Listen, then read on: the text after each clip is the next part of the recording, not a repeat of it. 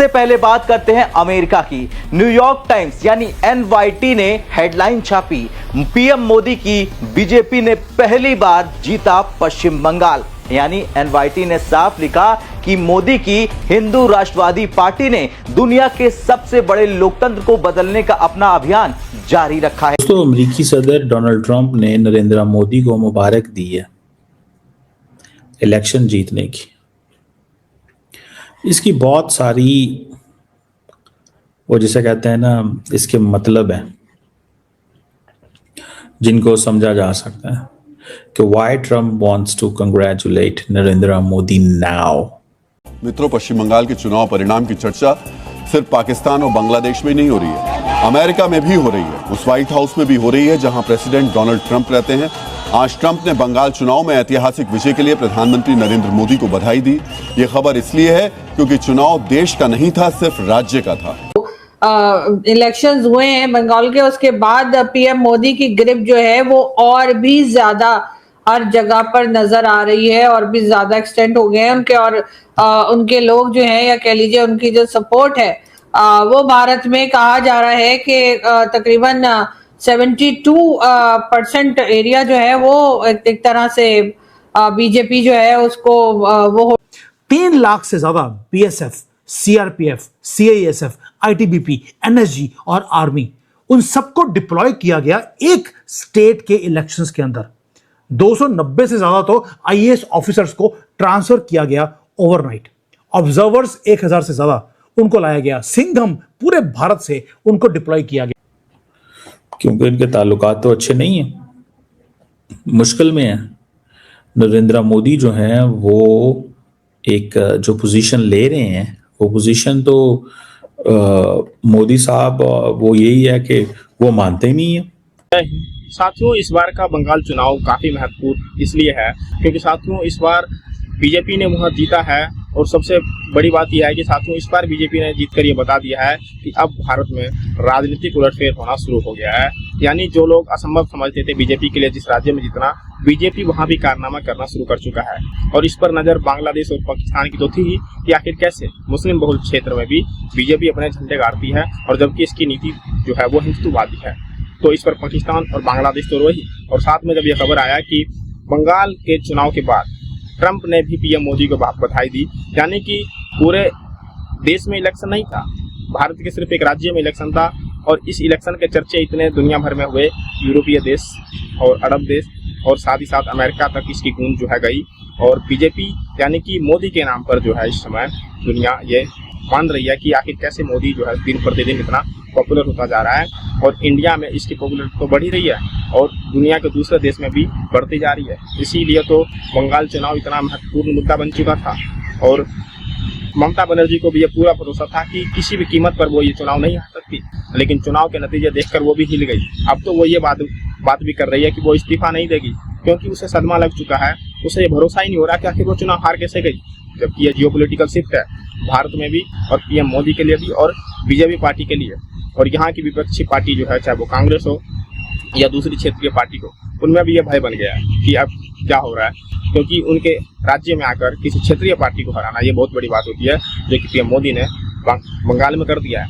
अब यही बात दुनिया के जो दूसरे देश हैं ये समझ गए कि पीएम मोदी के पॉपुलैरिटी के कारण जो है बीजेपी जो चुनाव जीत रही है। और इसलिए ट्रंप ने भी पीएम मोदी को बधाई देना शुरू कर दिया कि ट्रंप का कोई किरदार है अमन में। वो ये समझते हैं कि ठीक है, इंडिया जो है वो उसको ये मानना चाहिए कि मेरा किरदार है वन थिंग। अब ट्रंप साहब जो हैं वो ये भी मानते हैं कि नरेंद्र मोदी पॉपुलर है। ये क्यों कहते हैं वो पॉपुलर है?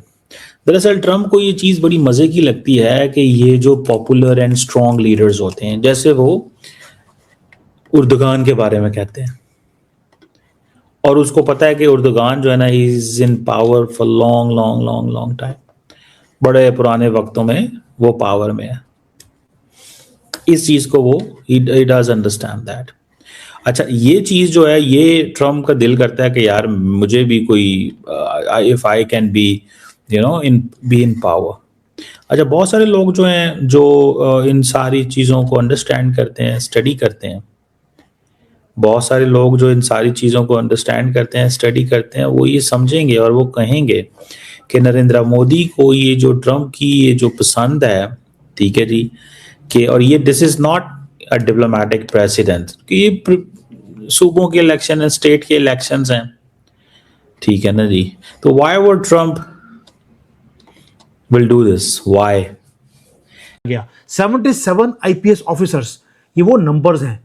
जब मैं बोलना शुरू करूंगा तो शायद 15-20 मिनट में सिर्फ ये बताने के लिए कि भाई एक स्टेट इलेक्शंस, वो भी अपने ही कंट्री में करने के लिए हमें ये सब कुछ डिप्लॉय करना पड़ा।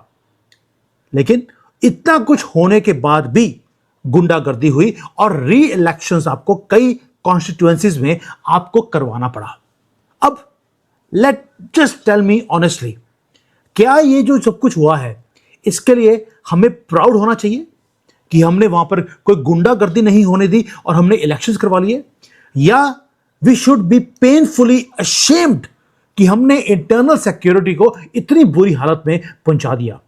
अब ये क्वेश्चन है जो कोई पूछता नहीं है कि भाई यहां तक हम पहुंचे कैसे, और ये सब कुछ करवाने के लिए इसकी कॉस्ट हमें पे क्या करनी पड़ रही है। पहली बात ये है, आपको लगेगा ये मैं फाइनेंशियल फिगर्स की बात कर रहा हूं। फाइनेंशियल फिगर्स तो सेंट्रल गवर्नमेंट कभी देगी ही नहीं, क्योंकि डाटा को कन्वीनियंटली छुपा लिया गया। लेकिन एक चीज कंफर्म हो गई है कि जो सीआईएफ, सीआरपीएफ के लोग हैं, बीएसएफ के लोग हैं, ये डिप्लॉय किए गए और ये वेस्ट बंगाल के इलेक्शंस के 2 महीने बाद भी वो वहां पर बैठे रहेंगे।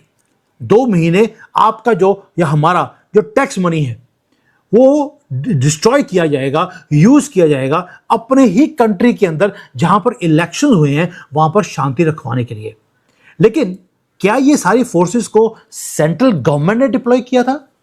आपको हैरानी होगी, आंसर है नहीं। हमारी जो चीफ इलेक्शन कमिश्नर हैं गणेंद्र जी, गणेश जी, उन्होंने इसको डिप्लॉय करने का फैसला लिया था। अब आप बोलेंगे यार इलेक्शन कमिश्नर को तो होम मिनिस्टर ने बोला होगा कि आप वहां पर डिप्लॉय कर लीजिए। अगर आपका ये आर्ग्यूमेंट है तो मैं आपको पहले बता दूं, दैट मीन्स कि ममता बानो और राहुल गांधी जो रोज बोलते हैं कि जो इलेक्शन कमीशन है वो बीजेपी का काम कर रही है, तो आप उन्हीं की भाषा बोल रहे हैं। जो इलेक्शन कमीशन है वो इंडिपेंडेंट अथॉरिटी है, वो इंडिपेंडेंटली डिसीजन लेती है कि मुझे इलेक्शंस को फ्री एंड फेयर करवाने के लिए क्या क्या चीज चाहिए। उन्होंने ऑर्डर किया था कि हमें ये सारी फोर्सेस, ये सारा असला ये वहां चाहिए बंगाल के अंदर इलेक्शन करवाने के लिए, तो सेंट्रल गवर्नमेंट को देना पड़ा। लेकिन अगर मैं सिंपल क्वेश्चन पूछता हूं कि 11 साल हमारी गवर्नमेंट सेंटर में बैठी रही, उसके बाद भी आप एक स्टेट को आप गवर्न नहीं कर सके। 11 साल हिंदुओं के घर वहां पर टूटते रहे, आग लगती रही, जो विमेन थी उनको घर से घसीट कर रात के अंधेरे में ले जाया गया और कुछ दिनों के बाद वो फेंक देते थे जैसे गाजर मूलियां फेंक देते हैं। हिंदू जो वर्कर्स हैं उनको मर्डर किया गया डे लाइट के अंदर। जो बच्चे थे हमारे, उनका फ्यूचर को स्टील कर लिया गया, हमारी जमीनों को हमारी आंखों के सामने।